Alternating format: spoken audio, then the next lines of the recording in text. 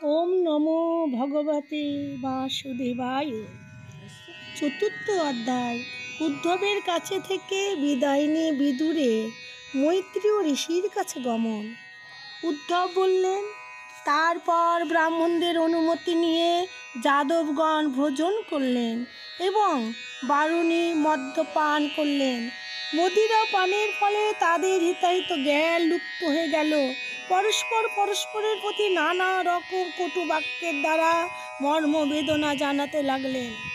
বাষ্পনে বাঁশ যেমন পরস্পরের ঘর্ষণে আগুন লেগে নষ্ট হয়ে যায়, সেই রকম মদের নেশা বিকৃত চিত্ত যাদবগণ সূর্যাস্ত সময়ে পরস্পর বিবাদ করে নষ্ট হতে লাগলেন। ভগবান শ্রীকৃষ্ণ নিজ মায়া শক্তির বিচিত্র পরিণতি দেখে সরস্বতী নদীর জলে আচমন করে এক বৃক্ষ মূলে উপবসন করলেন।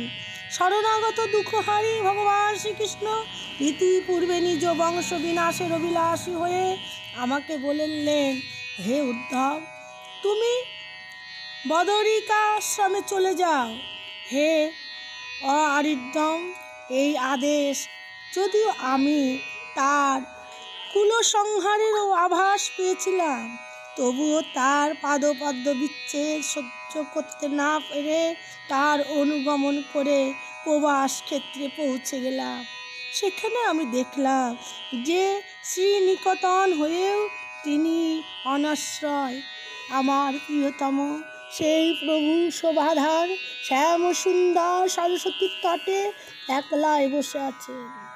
দিব্য বিশুদ্ধ সত্যময় পরম সুন্দর শ্যামতনু রোশান্ত অরুণ বর্ণ নেত্রদয়, তার বাহু চতুষ্টদয় পীতবর্ণ পট্ট বস্ত্র দেখে দূর থেকেই আমি তাকে চিনতে পারলাম। তিনি একটি নবীন অসুস্থ বৃক্ষে পৃষ্ঠ দেশে নষ্ট হয়ে ব্রাহ্ম উরুর উপর দক্ষিণে পাদপদ্ম সংস্থাপন পূর্বক বসেছিলেন। পান ভোজন ত্যাগ করার সত্ত্বেও তিনি সানন্দ অক্লিষ্ট দর্শন ছিলেন। সেই সময় ব্যাসদেবের প্রিয় সুহৃদ পরম ভগবৎ সিদ্ধ প্রবার মৈত্র মুনি ভুবন পর্যটক করতে করতে সেখানে এসে পৌঁছালেন। মৈত্র মুনি ভগবানের অনন্তর অনুরক্ত ভক্ত। আনন্দ ভক্তিতে তার গৃহাদেশ ঝুঁকিয়ে তিনি অনবরত অবনত মস্তক হলেন।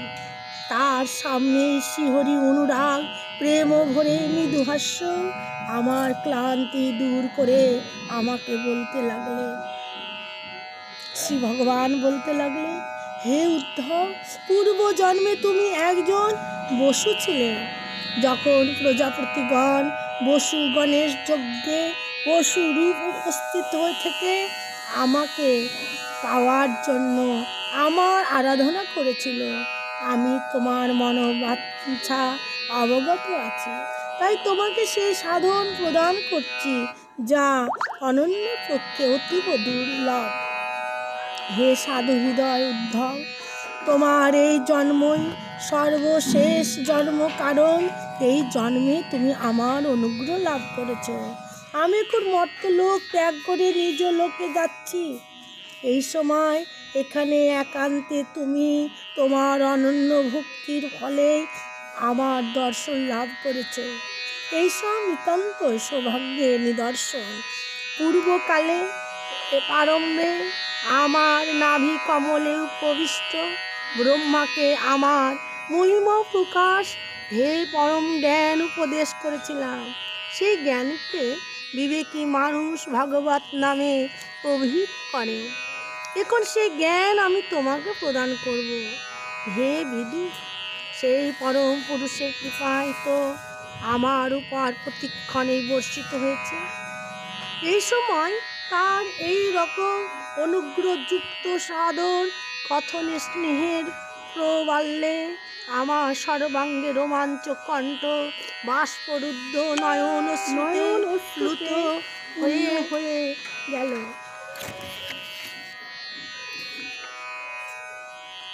আমি হাত জোর করে তাকে বললাম, হে প্রভু, আপনার পাদ পদ্ম ভজনকারীদের এই জগতে ধর্ম অর্থ কাম মোক্ষ এই চতুর্বর্গ রূপ পুরুষার্থের মধ্যে কোনোটাই দুর্লভ নয়। তবুও আমার এই সব কিছুই চাই না। আমি কেবল আপনার চরণ কমলে সেবা করার অভিলাষী। হে প্রভু, আপনি নিজ নিষ্ক্রিয় হয়েও কর্ম করেন, অজন্মা হয়েও জন্মগ্রহণ করেন, কাল স্বরূপ হয়েও শত্রু ভয়ে পালিয়ে গিয়ে দ্বারকার দুর্গে আত্মগোপন করে থাকেন এবং আত্মরাম হয়েও 16,000 স্ত্রীর সাথে রমণ করেন। এইসব দেখে পণ্ডিতদের বুদ্ধি বিপর্যয় হয়। হে স্বামী, আপনি দেশ কাল বস্তুর দ্বারা পরিচ্ছেদ শূন্য অখণ্ড জ্ঞান স্বরূপ। তবুও মন্ত্রণা করার জন্য আমাকে কাছে ডেকে সাধারণ অনভিজ্ঞ মানুষের মতো সতর্কতা অবলম্বন করে আমার মতামত জিজ্ঞাসা করতেন। হে প্রভু, আপনার এই অচিন্তনীয় লীলা আমার চিত্তকে মোহিত করে দেয়। হে ভগবান, আপনার স্বরূপ সম্বন্ধীয় গুরু রহস্য প্রকাশক হে যে শ্রেষ্ঠ সমগ্র জ্ঞান আপনি ব্রহ্মাকে উপদেশ করেছিলেন। আমাকে যদি তার উপযুক্ত মনে করেন তাহলে কৃপা করে আমাকেও তা উপদেশ করুন, যাতে আমি অনাশয়ে দুঃখময় এই ভবসাগর পার হতে পারি। আমি যখন এইভাবে আমার মনোগত অভিপ্রায় নিবেদন করলাম, তখন পরম পুরুষ কমল নয়ন ভগবান শ্রীকৃষ্ণ তাঁর স্বরূপ স্মৃতির পরম জ্ঞান উপদেশ করলেন। এই প্রকারে পূজ্যপাদ গুরু শ্রীকৃষ্ণের কাছে আত্মতত্ত্ব উপলব্ধির সাধন শ্রবণ করে সেই প্রভুর চরণ বন্দনা করে এবং তাকে প্রদক্ষিণ করে আমি এখানে এসে উপস্থিত হয়েছি। বর্তমানে তার বিরহে আমার চিত্ত অনন্তই ব্যথিত রয়েছে। আমি এখন তার প্রিয় বদরিকাশ্রমে গমন করব, যেখানে ভগবান শ্রী নারায়ণ দেব এবং নরনারদ ঋষিদ্বয় লোকানুগ্রহ করে সুদীর্ঘ কাল অবধি নিরুপদেশ দুশ্চর তপস্যায় রত রয়েছে। শ্রী সুখদেব বললেন, পরম জ্ঞানী বিদুর উদ্ধবের কাছে এইসব আত্মীয়দের দুঃখ সহ নিধন বৃত্তান্ত শুনে উদ্গত শোকাবেগে নিজে বিবেক জ্ঞানের দ্বারা নিবারণ করলেন। তখন ভগবান শ্রীকৃষ্ণের পার্শ্বদের মধ্যে প্রধান মহাভাগবত উদ্ধব বদরিকাশ্রমে যেতে উদ্যত হলেন। তখন কুরুকুল শ্রেষ্ঠ বিদুর শ্রদ্ধাযুক্ত হৃদয়ে তাকে জিজ্ঞাসা করলেন। বিদুর বললেন, হে উদ্ধব, যোগেশ্বর ভগবান শ্রীকৃষ্ণ তার আত্মতত্ত্ব প্রকাশক যে পরম জ্ঞান আপনাকে উপদেশ করেছেন, সেই রহস্য আপনি আমাকে বলুন। কারণ ভগবত ভক্তগণ তো নিজে সেবকগণের প্রয়োজন সিদ্ধির জন্য বিচরণ করে থাকেন। উদ্ধব বললেন, সেই তত্ত্বজ্ঞান লাভের জন্য আপনাকে মুনিবর মৈত্রের কাছে যেতে হবে। এই মর্তধাম পরিত্যাগের সময় আমার সাক্ষাতেই স্বয়ং ভগবানই আপনাকে সেই জ্ঞান উপদেশ করবার জন্য মৈত্রী মুনিকে আদেশ দিয়েছেন। শ্রী সুখদেব বললেন, হে রাজন, এইভাবে বিদুরের সাথে বিশ্বমূর্তি ভগবান শ্রীকৃষ্ণের নীলাগুণ কীর্তন রূপ দ্বারা উদ্ধবে গুরুতর বিরহ সন্তাপ প্রশমিত হলো। যমুনা তীরে সেই রাত্রিটি তার ক্ষণকালের মতো কেটে গেল। তারপর প্রাতকালে সেখান থেকে তিনি চলে গেলেন। মহারাজ পরীক্ষিত জিজ্ঞাসা করলেন, হে ব্রাহ্মণ, বৃষ্ণি এবং ভোজবংশীয় সমস্ত রথী মহারথী যথুপ্রতি সৈনিক হস্তি সমেত অধিনায়কগণের নিধন হয়ে গিয়েছিল। এমনকি ত্রিগুণান্বিত ভগবান শ্রীকৃষ্ণ পর্যন্ত নিজের মানবতনু ত্যাগ করলেন। এই অবস্থায় কেবলমাত্র সেই যাদব শ্রেষ্ঠ উদ্ধবই কি করে বেঁচে রইলেন?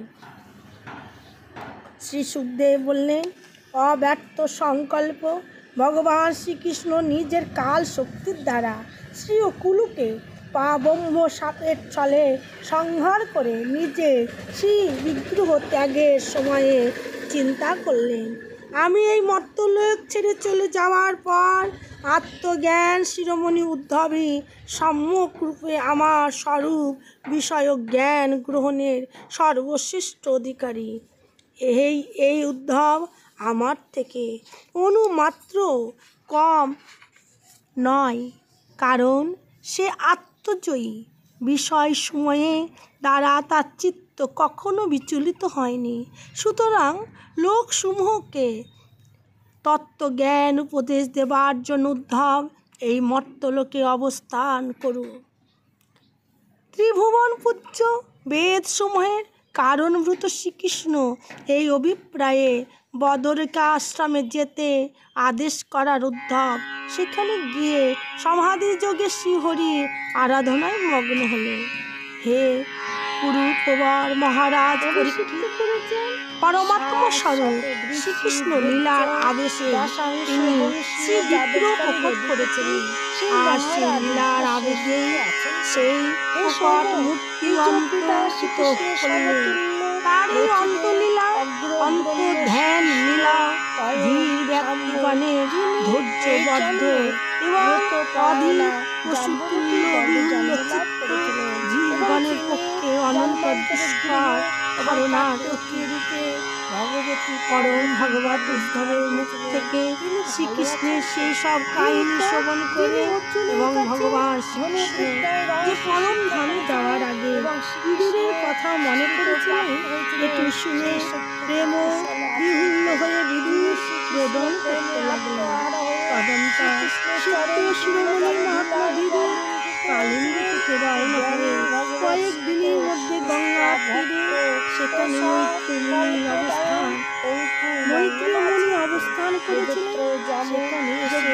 সেখানে অর্থ ধারণ করেন ভগবতী বাসুদেবী নিজের গর্ভে কৃষ্ণ দেবমাতা কৃষ্ণ হরে কৃষ্ণ হরে রাম হরে রাম দেবকী নন্দনী দেবকী শ্রী মহর্ষি বেদব্যাস পণ্ডিত, যিনি সংস্কৃত শ্রীমদ্ ভাগবত মহাপুরাণে স্কন্ধে শব্দ সংবাদ চতুর্থ অধ্যায়ের বর্ণনা চতুর্থ অংশ জয় জয় শ্রী রাধে শাস্ত্রে কথিত সেই ভগবান অনিরুদ্ধ ভালো আছেন।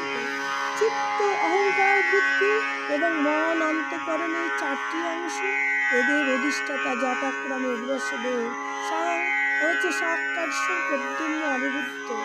হে সৌম সভা উদ্ধব, হৃদি সত্যভামার পুত্র চারুদেশ্য গদ প্রভৃতি অনন্য যারা একগ্র চিত্র দেহ আত্মার অধিদেবতা স্বরূপ শ্রীকৃষ্ণ বিবর্তন করে থাকেন।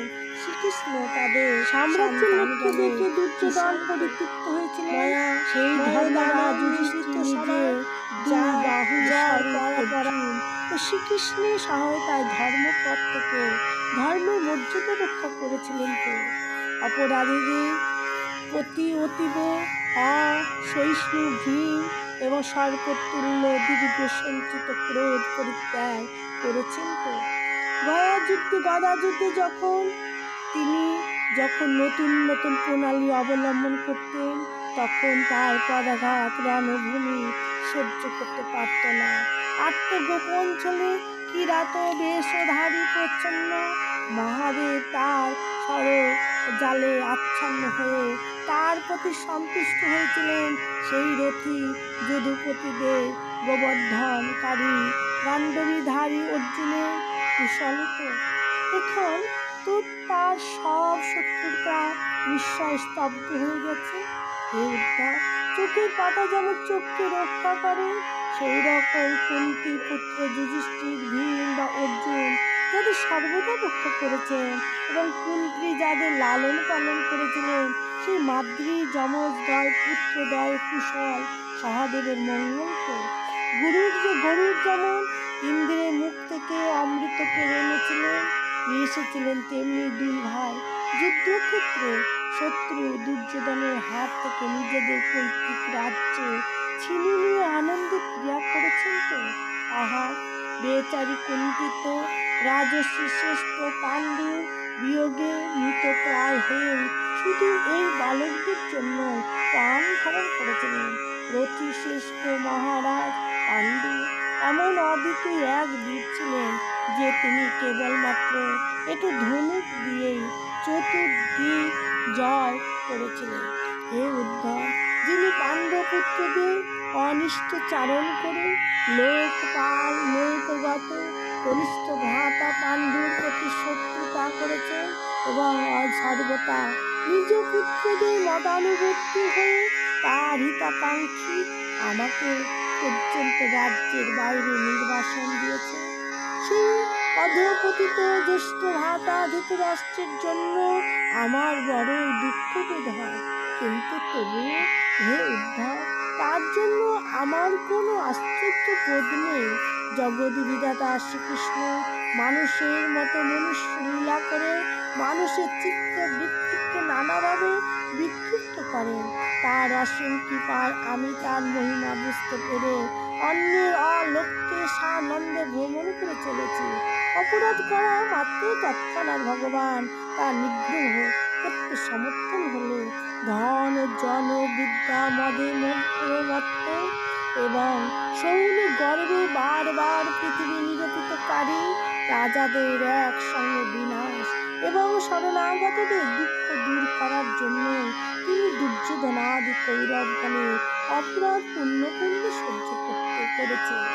হে উদ্ধব, ভগবান শ্রীকৃষ্ণের জন্ম কর্ম রহিত তবু দুষ্টের দমনের জন্য জীবগণকে তার প্রতি আকৃষ্ট করে শুভ কর্মে রুচি উৎপাদনের জন্য তিনি জন্মগ্রহণ করেন এবং কর্ম করতে পবিত্র হন। তা না হলে ভগবানের কথা তো দূরে থাক, ত্রিগুণাতীত অবস্থাস্থিত মুক্ত কখনো জীব কর্মাধীন দেহ ধারণ করেন না। অতএব হে বন্ধু, অজন্ম হয়ে যিনি শরণাগত লোকপালবৃন্দ এবং অনুগত ভক্তজনের প্রয়োজন বা হিত সাধনের জন্য যদুকুলে জন্মগ্রহণ করেছে, সেই পবিত্র কীর্তি শ্রীহরির লীলা বৃত্তান্ত এবারে বর্ণনা করে। ইতি শ্রীমদ্ ভাগবত মহাপুরাণে পরমহংস সংস্কৃতায় তৃতীয় স্কন্ধে বিদুর সংবাদে প্রথম অধ্যায়। জয় জয় শ্রী রাধে।